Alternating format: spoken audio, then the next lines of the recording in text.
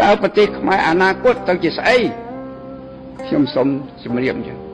អនាគតប្រទេសកម្ពុជាយើងបើមិនខំទេណាខ្ញុំថារលាយហើយខ្ញុំឮក្មេងគ្វាក្បីវាច្រៀងដែលខ្ញុំសូមជប់បញ្ចប់ចុះអនិច្ចាខ្មែរយើងនេះអើយយើងនេះអើយជាតិនឹងសូន្យហើយកុំប្រងើយត្រូវខំប្រឹងឡើងខ្ញុំស្រក់ទៅភ្នែកអូជាតិយើងនេះកូនក្មេងក្វាក្បីវាច្រៀងច្រឡំមិត្តច្រឡំសត្រូវ